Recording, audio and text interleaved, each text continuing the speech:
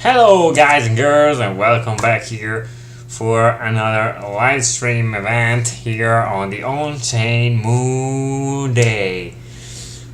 Today we are going to talk about first the Bitcoin days destroyed, and then we are going into the supply and profit and loss to see long term where we are, and we'll get into the numbers, who is actually hodling, who is selling and who is not selling, so who is actually accumulating as per the hodling behavior, so the macro cohorts. We have humpbacks, whales, sharks, and so on. But first, I was almost forgetting spaghetti. Here, let's see our realized price versus 200 weekly MAs. As I said last week, here we got more or less onto the 200 weekly SMA. Here we don't have the exact point where we have the MAs, but let me just a little bit here getting into that from another perspective. Here we got the 200 SMA on the Bitcoin, but as well as the 200, more or less the 200, as you see right here. Last week we closed and we got into the 200 SMA for the weekly, and this is it, as you see right here. So this is on-chain data, so you must take into account that this is a linear price action, so it doesn't take into account shadows. I take into account other mediums, so the other averages, and we touched it and we got supported by it. Anyway, this was the zone where I was waiting Bitcoin to be before getting higher, and now we are there. So where is the next point of support? Is 200 weekly EMA 25.2, and there is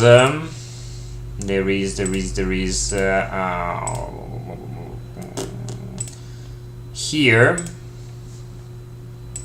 another support level at 24.2k. This is the AMBAX, or 10k plus others of Bitcoin, that are their cost basis supporting the price at 24.2k, as I already said. The whales, just to make you know, is at 20.5k. We will never arrive there, I guess, if not for a black swan of some kind. And sharks are at 23.2k. For today, this is most likely what I see on chain. I don't see that much realized price. The short-term model realized price is at the same level as the 200 weekly EMA, so this is the greater support we have right now. I don't think we'll get below 25.5k if we have to get a wick, and wick in the sense of the wick of the candle, the shadow below the candle, in that zone, and before getting higher. Long-term model realized price instead, like the realized price itself, more or less is at 18.8. Meanwhile, the realized price itself is at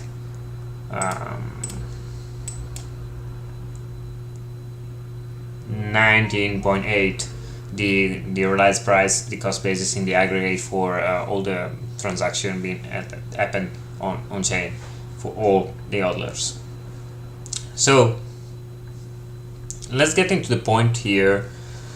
So if we have this support right here, where we could go from then on, well, this is not a question I can answer via Onchain, because here we are assessing at the very least the spending behavior, and so where we could see some changes in the price action or in the movement on the long term, on the short term, but we don't get to see on chain the price targets. That is a job that technical analysis does, and it does very well if you know how to do it.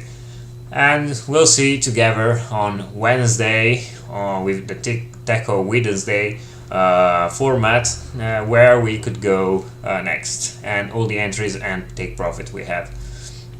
What I saw is the realized profit distribution.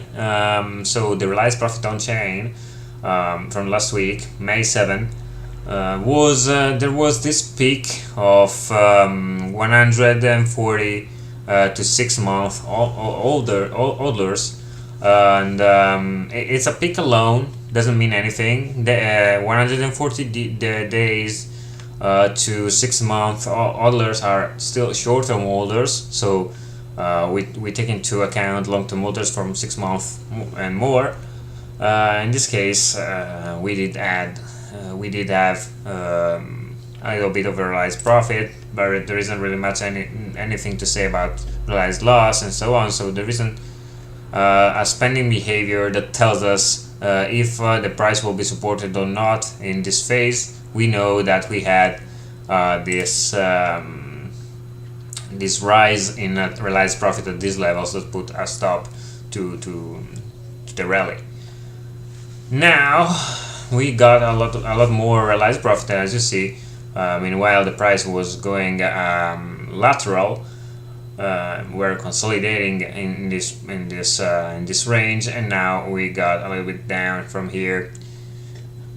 So we'll wait and see. But what I would like to talk about today is the Bitcoin days destroyed and all the derived metrics. So today we are here talking about this, that you must know what this mean. Bitcoin days destroyed, or Bitcoin are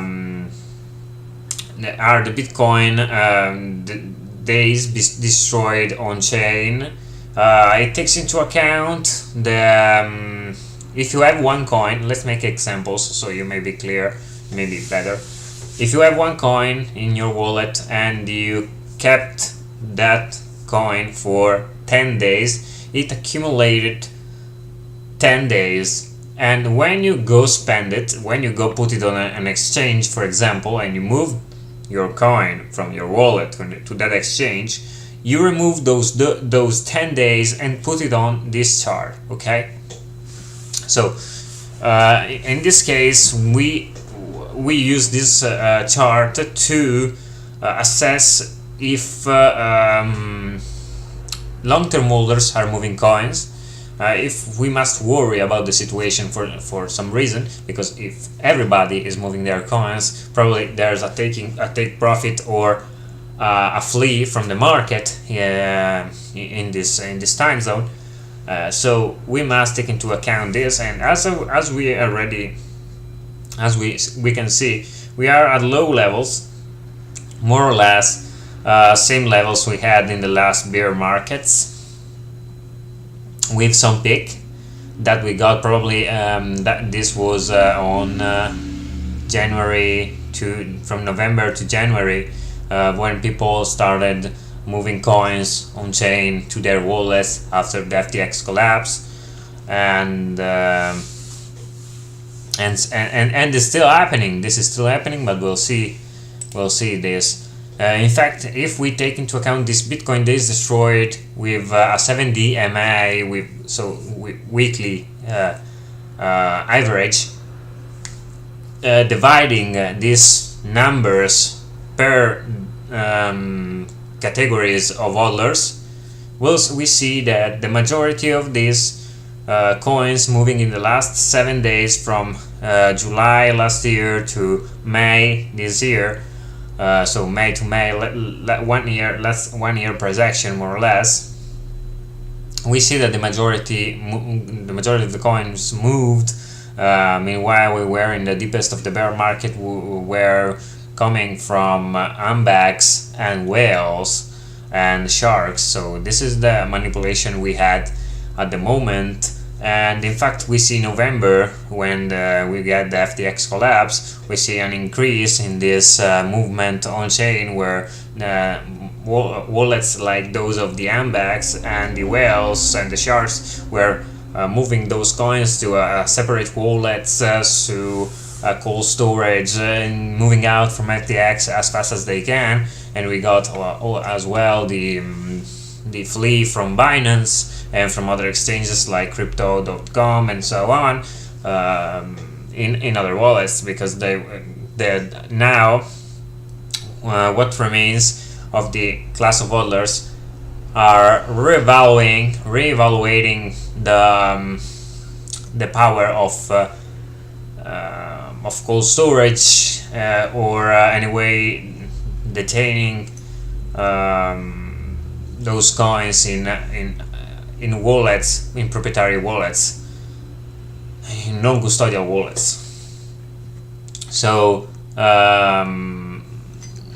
this is what is happening. And in the last few weeks, meanwhile, we got up from the deepest of the bear market. We got a little bit of a spike here from Ambex, moving coins and realizing we saw already. We realized a little bit of profit here, but it came down from Ambex here, or anyway sharks and whales at these levels. And in this case it was here sharks, more or less. We got here this is March to April, and here we have March to April, more or less sharks. You see this green one right here are whales, and this right here are sharks. Whales, more or less whales and sharks. And this is why you see something happening here at these levels. In this case, we are talking about Ambex moving coins, not realizing a profit in this case, because here we are talking about our realized profit. Here we are talking about all another thing, and this is moving coins on chain to destroy these numbers of days being accumulated, and they come from Ambex, more or less. They are retiring those coins and moving on those on chain. If we take into account the 90D MA, so a 3-month MA on this Bitcoin, these destroyed charts, we can see ourselves that we tend to have these peaks on the highest point of a bull market, and or into the deepest of the bear market, where probably everyone is fleeing and they're moving coins on their wallets and so on. There is a lot of food, but we didn't have that much of movement yet, a sustained movement anyway, to the top across the 90 DMAs. We saw this increase, and then a decrease, a faster decrease, like we had right here. We have an increase, then a faster decrease, until we finally got above and well above to the point where on chain we got to this level of Bitcoin's days destroyed. That is the last on-chain top.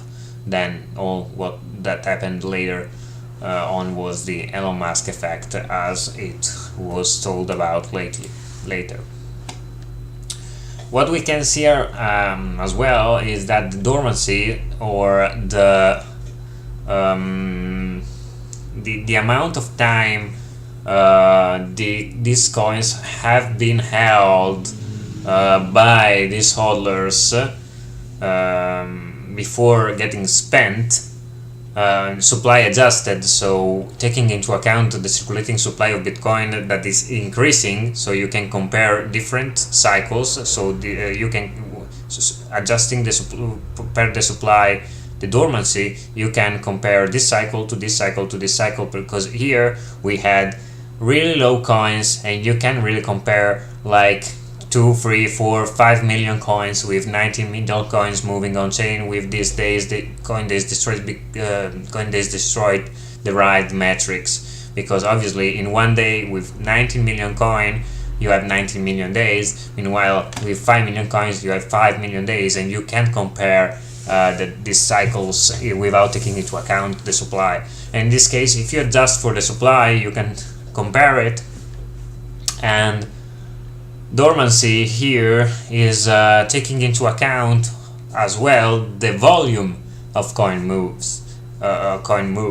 So meanwhile, maybe the average spent output lifespan doesn't take into account the Bitcoin moved like this. It takes into account only the transaction happening, so one transaction with 100 Bitcoin and one transaction with 1 Bitcoin is valued the same. Dormancy takes into account this change in in the amount of Bitcoin spent, and in fact you see right here that we had this huge spike from November to the point right here where we are right now, with these little spikes alone. But if you take into account dormancy, we got some spike. The raw data isn't really readable, as you see yourself, isn't really readable, and so we account for a 7 DMA. Because as you see, we got some spike that put up the value for the dormancy. The dormancy is 7 DMA, but in reality we don't have that much of a movement of volumes on chain to be worried about. In any case, we should be worried if this dormancy supply adjusted would and stayed and will stay well above the 2 and 3 for a long period of time, like 1 month. So we'll have like how this much, but at the level of 2 or more. In this case, we are not even reaching that. As you see right here, we are having spikes, but we are more or less low. And in fact, if we take into account only the dormancy, we stay more or less below even here the 2 itself.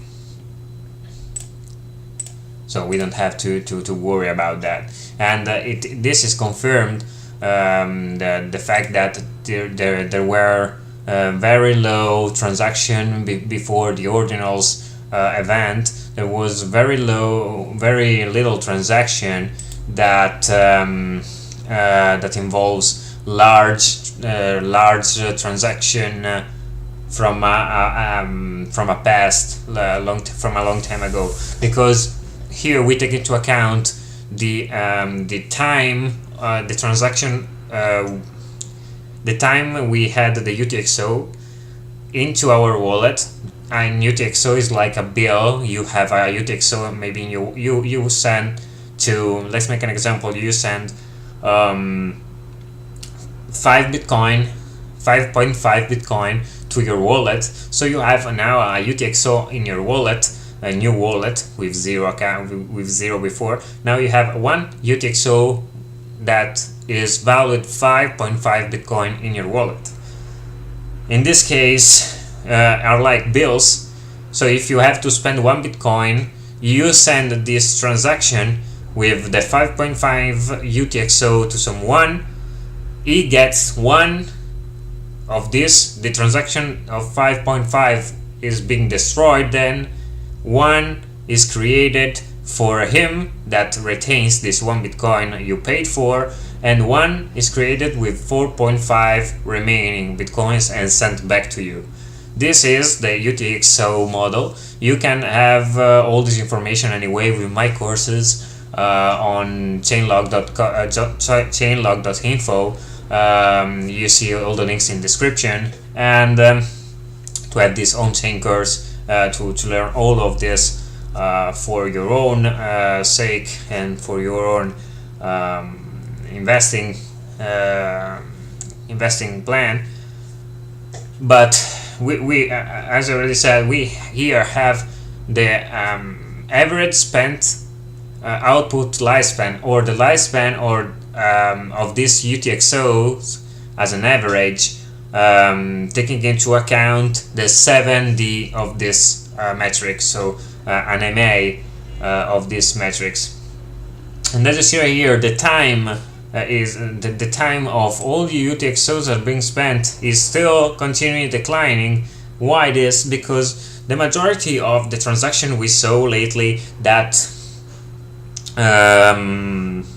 that in a certain way blocked and slowed down the Bitcoin network are actually really recent transaction, really recent UTXOs that have been created like in the last few days, and that actually being spent as soon as they get into contact with the smart contracts with the STX token and layer and moved on their wallet. So these transactions are actually really young and really fast to being spent.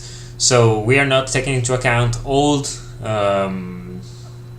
behavior of old smart money moving coins on chain. We are taking into account only the ordinals, and this is another proof that we have not to be worried about. And in my opinion, instead we should be bullish about the situation on Bitcoin if STX or any other company will and can make something, some product similar, make the Bitcoin blockchain with a scaling layer or a side chain, or anyway a layer one that takes into account the possibility to take the security from Bitcoin and using the hash rate to compute the transaction on the chain and all of that. We should be bullish because this will bring on investments and probably can bring massification of the Bitcoin network. So in my opinion, this is bullish, but I'm not taking into account anymore this consideration because this is I already did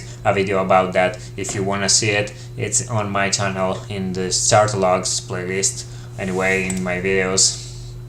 So let's take into account instead the supply and profit and loss, where we are right now compared to the last cycles and to the top and bottoms. This is a chart that I use more or less once a week, once a month, to see where we are and to see if it's time for us to take profit on our medium to long-term investments. Because as you see right here, it is so simple to use, because when you reach a top here on the 100% of the supply is in profit. Obviously, if everybody's in profit,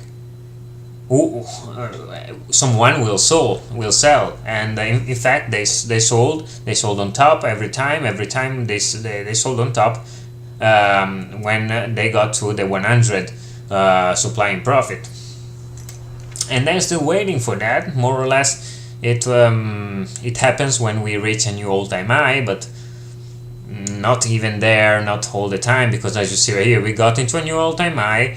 We got, obviously, because we got into the new all-time high, we got the 100% of the supply in profit, and then we got down 100% of the supply in profit, and then we got down. So we must stay alert for this, but I use this as a confluence metric with others metrics that probably I will introduce in a new live stream. That takes into account when we are at the top or in the very bottom of a bull or a bear market. And in this case, we are more or less in the middle. We are starting seeing something like this, a movement up in the supply and profit when we reach the 50% of the supply and loss, and we starting reaching for the 80%. We didn't got into the 80% or more. If we can do something like this, as you see right here, as soon as we can get up and use the 80% as a support, then we can obviously watch the price action of the next few days, month, as a bullish price action, and probably a bull market resuming. Now we are in the infancy of a new bull market. You see right here, every time we get up from the deepest of the bear market, we get into the point where we reach 80% or more, but we fail to stay back above the 80%. In this case, 75-80%. And until we can get to that level, we are not in a bull market as per the price action we would like to have before taking profits on our long-term investments. And we are still here waiting for this new bull market to come, obviously, and we are still waiting for this probably still long 1 year we have to face more or less at these same levels we got in the last cycle. We'll get maybe a little bit above. We'll still even get to, I don't know, maybe 40k, 45k, then 30k again, then 50k, more or less staying right here until finally we'll break through 69k and get above. Lastly, but not for importance, as you see right here, we got Plankton, and we'll see the address balance of all the hodlers. Plankton are accumulating and keeps accumulating since the last bear market in 2019. Shrimps do the same, crabs do the same. As you see right here, they more or less stacked. And here we are talking of all the hodlers that have 0.1 to 10 bitcoins, less than 0.1 to 10 bitcoins. Fish, instead, they have started reaccumulating really fast since we got below the 30k level. Since we got to the 20k, they started reaccumulating, and fishes are a category of hodlers they watch really close, because as you see right here, they start accumulating in the bear market and started decreasing their amount onto the bull market at the right time, slowly but slowly, until we got to the point where they haven't really much to sell and the price drops down. So more or less they are actually what it is called, they put in a sell wall. And this is becoming true at the same time. They got a buy walls here. As soon as they got at 16.5k, they got another buy wall and started hyper accumulating to these levels, and now they are waiting. They're waiting for the next move, and I'm waiting to see what they do, because in this case I want to see if they do the same things I will do right here. Just wait. In fact, because I'm waiting, I stopped buying, as I already said. All of you see right here is not in financial advice, guys. Nothing like that. It's my opinion only, and I stopped accumulating. I already did say that in my Twitter 1 month ago, more or less. And I'm waiting for the new bull run to come to starting selling into a new bull run, but as of right now I'm just waiting, and fishes are doing the same. Sharks instead are waiting ever since more or less we got to the 20k level. They accumulated a little bit onto the deepest of the bear market, but sooner rather than later they started selling onto the little strength we had. They got their 2x on their 100 to 1k bitcoins, and it is really a lot when you think about the fact that there is a bear market, a broader bear market in stocks and so on, and they probably also invest there. So without even counting that sharks are also miners, are also companies that needs this 2x into a bear market to buy and sell stuff, to pay for wages, inventories, and so on. So you know that they have their spending behavior. But what we see as well is that whales were driving on November a large decrease in their holdings since the FTX collapsed. They got out from the market, and they didn't in this case. They really didn't in this case become even more unbacks as they did in that specific event, because as you see right here, they got they got away from their wallets, but at the same time unbacks had increased at the same rate. So in this case we are watching whales becoming unbacks at 16k, because whales accumulated so much that they became unbacks. So to 1k to 10k they got more than 10k, and more than that what they did is to actually sell and start selling and moving their coins away from their wallets into other wallets, into exchanges wallets, and so on, as soon as the price action got a little bit back above. But even more before, as soon as the price got up and we got a little bit of from 16k to 17, 18k, they started selling again, and into and largely before we got into the 24k or 30k as we got lately. So the fishes are actually instead what they seem to know better the situation. They are most clearly affected by the price of Bitcoin, and they are most clearly they pay more attention than any others to the price actions, and they have the best tools, seems like, because they know exactly when to accumulate, when to start selling, and so on. So I'm gonna watch the fish to see what the future will bring us.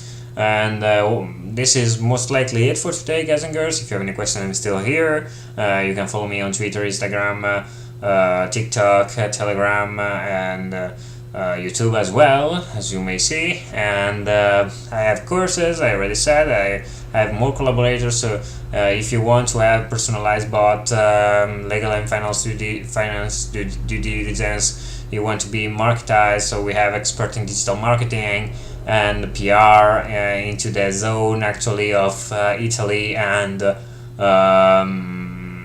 India. So for events you would like to have with your company, or if you want to have an interview with some famous person, you just contact us. You see on the ChainLog.info /products what we can offer to you, and if you can see there what something that's for you, you just contact us and we can talk and share and chat and see if we can resolve your problem or find someone that will solve your problem. We are doing this for free until we get to the point where we can reach an agreement with you. So no effort to put in, just send an email, just contact us and we'll be there for you. So I pray this is of any help for everybody, for anybody, and more for those people that can't actually permit themselves to pay someone to do this job for them. And nothing, I wish you the best things in life, as always, health, money and love, and we'll see you next time.